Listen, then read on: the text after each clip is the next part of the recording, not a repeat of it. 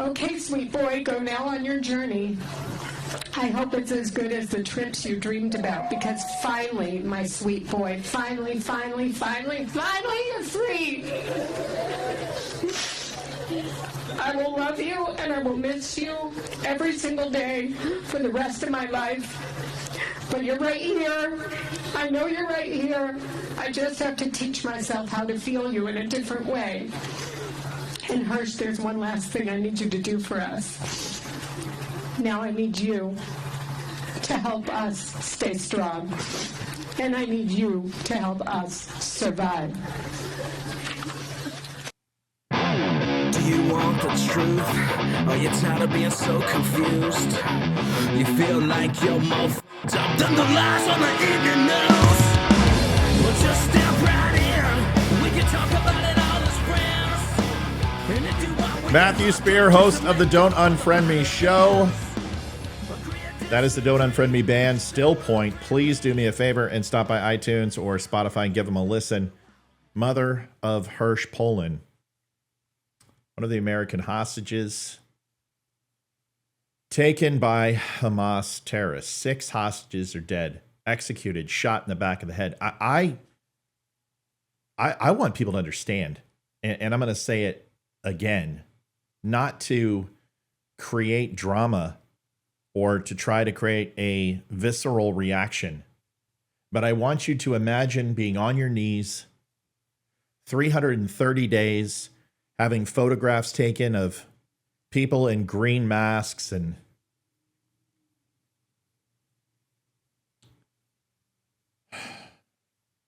uniforms of what should be out of respect and honor, uniforms of being called a military group with no respect for the Geneva Convention, with no respect for human life, where there are people, millions of people who are screaming their names and some of our own politicians defending a group that uses propaganda to pretend that they are, you know, the brotherhood and the freedom fighters, and on the side of, you know, Palestine being oppressed by the empirical Jews, and all this nonsense from these blue check marks on Twitter who are screaming for the apartheid and genocide in Israel.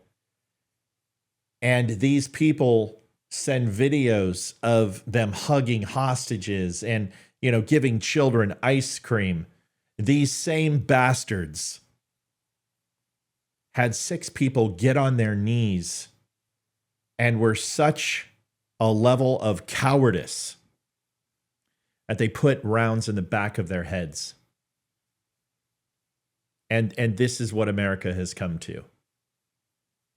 This is what our country is apologizing for, as Joe Biden has the audacity to lecture Netanyahu and say, you need to provide more concessions to terrorists. I remember Ronald Reagan standing up and addressing the world as he said, we do not negotiate with terrorists, as Margaret Thatcher said the same thing. They counted on America to be passive. They counted wrong. We are so far removed from the days of having leaders like that. We get leaders like this.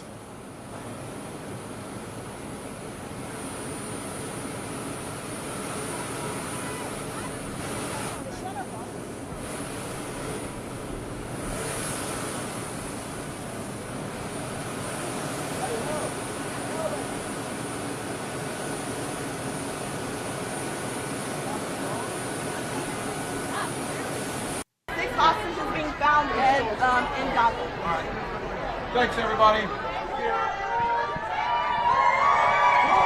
What is up with liberals and their ice cream and dairy products?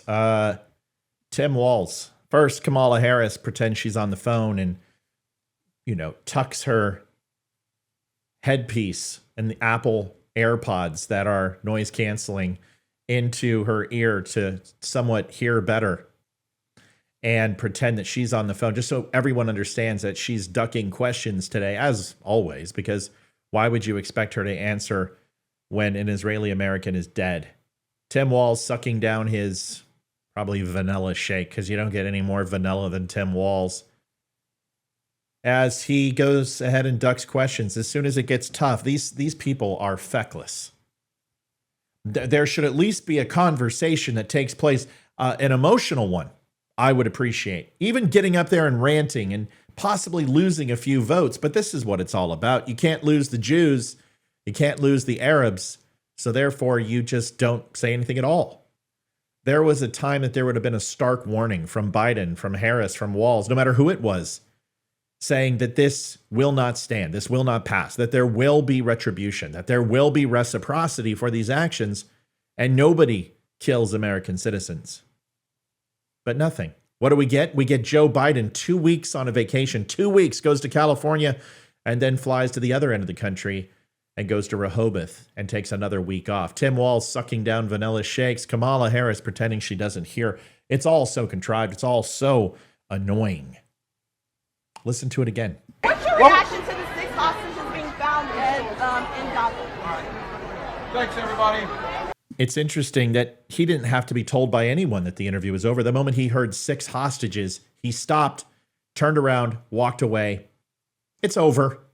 I'm going to go suck down my 2,000 calorie intake shake and go ahead and ignore the problem. But see, when Biden checked his watch, when 13 soldiers, 1 Marine and 1 sailor were brought home, it was no big deal. It was just him checking his watch 3 different times. Or when he lays a wreath in Arlington National Cemetery, wearing a mask, and then using this for political campaigns, sending this out nationally through all of his emails and fundraising. It's not political, but when Donald Trump does it, when he's asked by the families to be there, it is political. This is nothing new for Democrats. It doesn't matter whether it was Obama who allowed the VA to just be completely corrupt and allowing veterans to die while they waited in line for months, sometimes years, for things they should have had access to the moment that they separated from the military. But bureaucratic red tape and all the crap that comes along with it was more important. It doesn't matter that Bill Clinton cut the defense budget by almost $300 billion, leaving us in a state of disarray after 9/11. It doesn't matter that George Bush had to fulfill those empty promises and years of neglect in the military for new armament and Kevlar, trying to keep us ahead of a curve that was impossible because of years of having a surplus that was more important than protecting our national defense. It doesn't matter that Biden checked his watch. It doesn't matter that the Bidens weren't there, that Donald Trump was, and somehow Donald Trump hasn't used 1 second of photographs or video for any type of campaign or any type of political contributions. He was there at the behest of the family of the Gold Star parents who wanted him there in Arlington. No, Walz didn't show up, Harris didn't show up, Biden didn't show up because they were too busy trying to split the hairs between political discourse and getting votes to make sure that they didn't upset the Jews or they didn't upset the Muslims or they didn't upset the protesters who are now back in school and decided that summer's over. So now it's time to go back to our weekend job of getting paid by George Soros and other political people who decide to activate these kids, but only when school is in session, because it only matters when they can actually make some money. This is the type of leadership.